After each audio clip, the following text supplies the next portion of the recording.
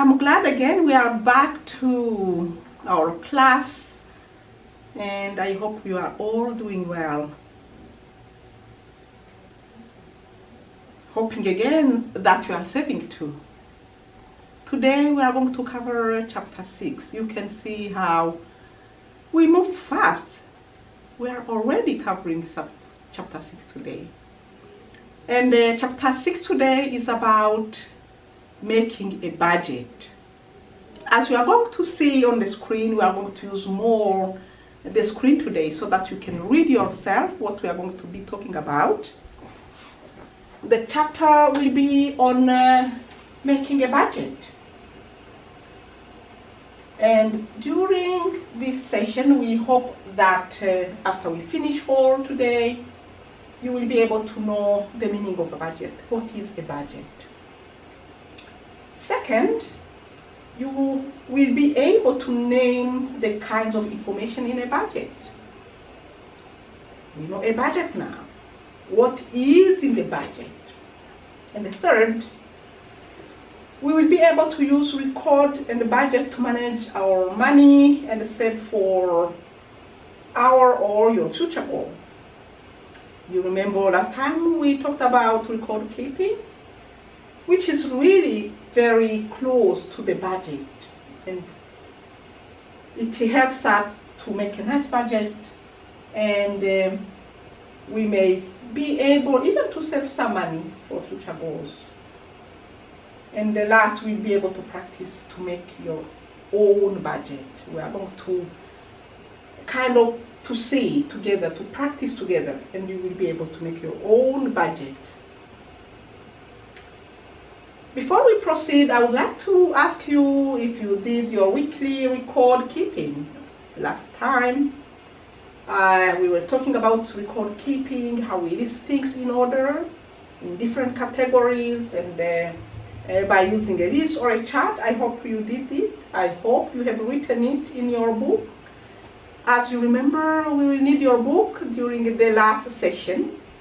When you will be called to come in the office bringing the homeworks, you will bring also the books so that I can see if you have been completing the homeworks in the books as we discuss about it. Making a budget. Let us try to understand what is a budget. A budget is your plan for your money. Now you have money. What is your plan to use your money? It is a listing of what you expect your future income and expenses to be. They are estimated numbers.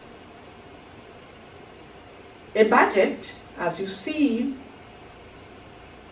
it has estimated numbers.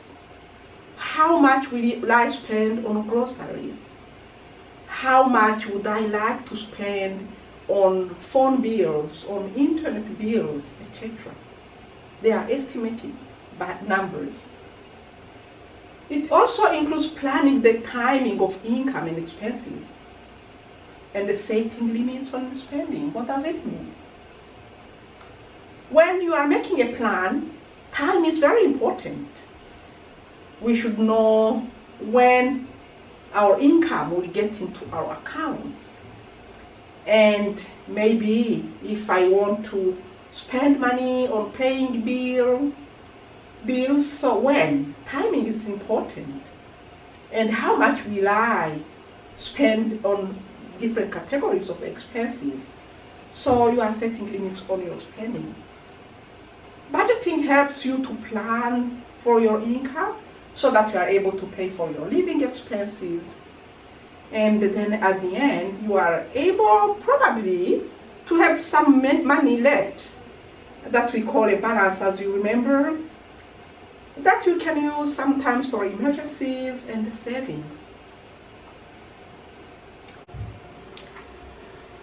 We are talking about budgeting now, budgeting and record keeping. This is interesting. We have been talking about record keeping last session.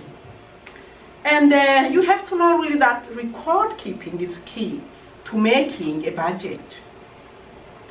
Because the record you keep for your money, let us say in the past maths will help you to make a nice budget.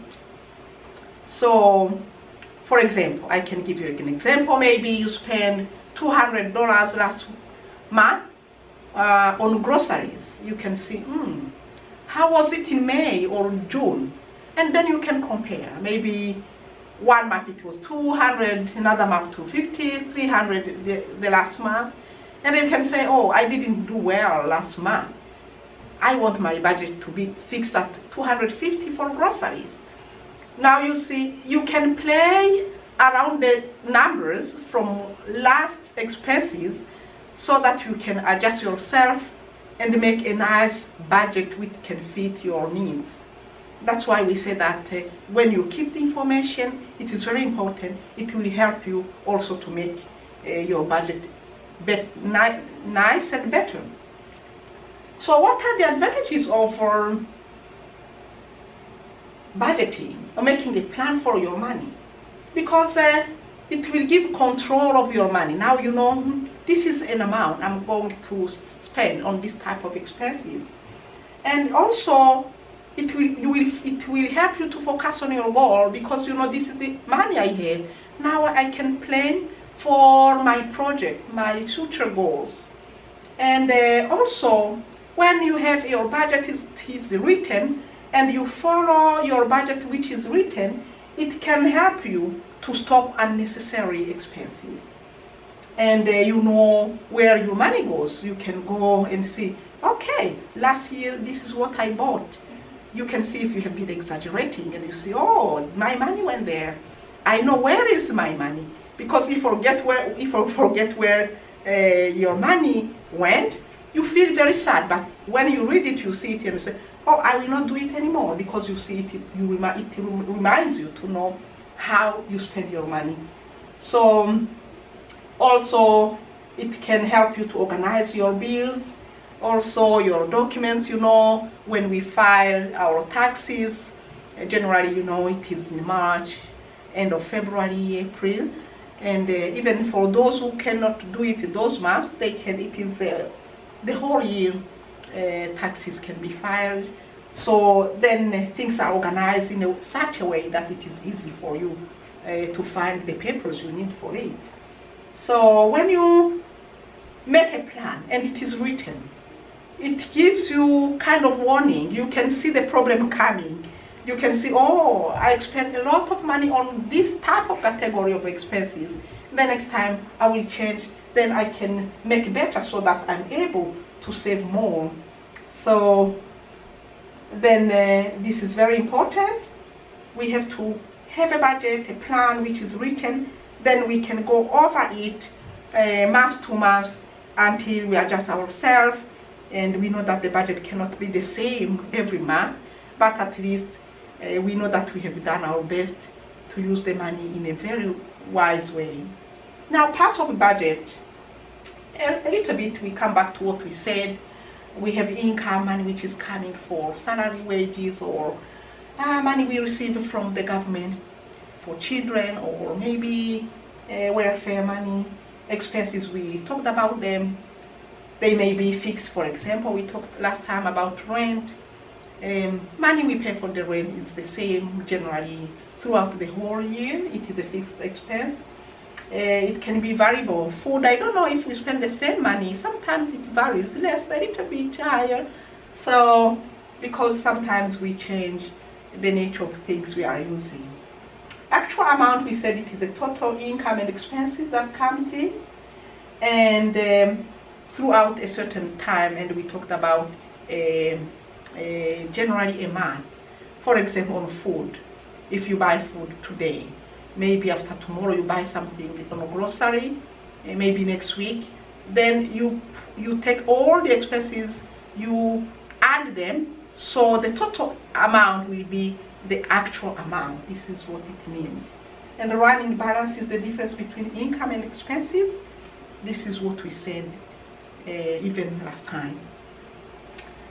Now we are talking about the budget. Let us look maybe one example from David. Here is his budget. You see? Look at David's budget. If you don't read, you cannot read it very well on the screen. please have your book on page 66.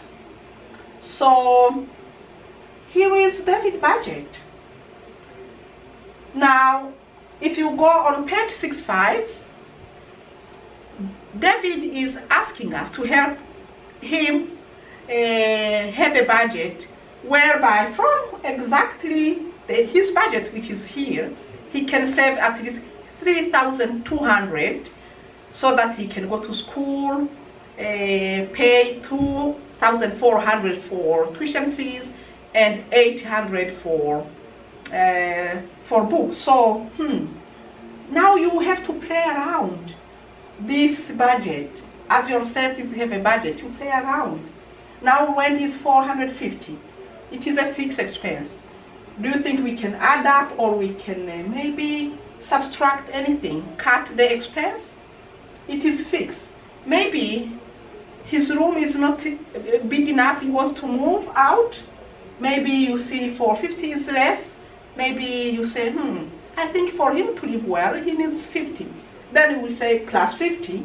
Then the estimated amount will not be 450, will be here 500. Now, for example, food, he bought different days food, now it is 150. Maybe you say he's one person, 150 is enough or not. Maybe you can say 130 is enough for him. Then we write here minus 20, and the estimated will be 130. So you go over all of this and make sure we are looking for budget for 3,200 from this one. So hydro 25, we cannot cut it because it is a fixed expense. Entertainment, look, he likes entertainment, 75. Maybe, can I cut maybe minus 10 or 20? Can 50 be enough for entertainment? In entertainment, then we'll see minus 20, then it will be maybe minus 25, it can be 50. So you play around the numbers so that you can save something for that. David, guys, if you read the story on page 65, David likes to take his friends when they go out. Maybe they can contribute, and if he say maybe putting 150, maybe by using 80 it can be enough, and the rest can be paid by his friends when they go out. Yeah, you see, by playing around these figures, we may be able to help David save 267 that he needs every month, so that he can have the 3,200. Now, when your total estimated number, expenses normally is 1,400, and his income is 1,500. You see, it is just he needs some more money. Then you can think about the solution now. I'm not able to have 3,000 for David, so what can I do? Because I have to spare in 1 year 200 every month for 2,400 tuition fees. And also I need to spare 65 a month, so that in 1 year I will have 800 for the books. Were you able to spare 267 a month so that he can go to school in 1 year? When it is not possible, what are the solutions we can find for David? Maybe we can ask, hey David, we didn't find enough money, so you need to work extra hours, or maybe you have to look for a part-time job so that we can have more income. Or you can maybe ask some little money from families or maybe friends. Or for school, please do research and apply for bursary. Maybe you can have also scholarship. Or if really we are not able to make it, we can adjust. We see, oh David, you are not able to have enough money for you so that you can go to school in 1 year. Why can't you go to school after 18 months? So that maybe instead of saving 267 a month, then 178 will be enough, and we will have solved the big problem. So same when we are doing things for our budget, we have to look at what we wrote, see if it is to do, it is always reasonable, and adjust numbers, but according to our needs. We don't want to oppress ourselves. We do just write things which can make us also feel comfortable and try to look for more income. Irregular expenses is also important because sometimes birthday gifts, medicine, education, insurance, clothes, vacation holidays, sometimes we send money home. All of these also are expenses that we have to put in a budget. So now maybe we know we will need 500 at the end of the month, the year. So how do we do that? We find 500, we divide by 12 so that we can have that budget with us every month.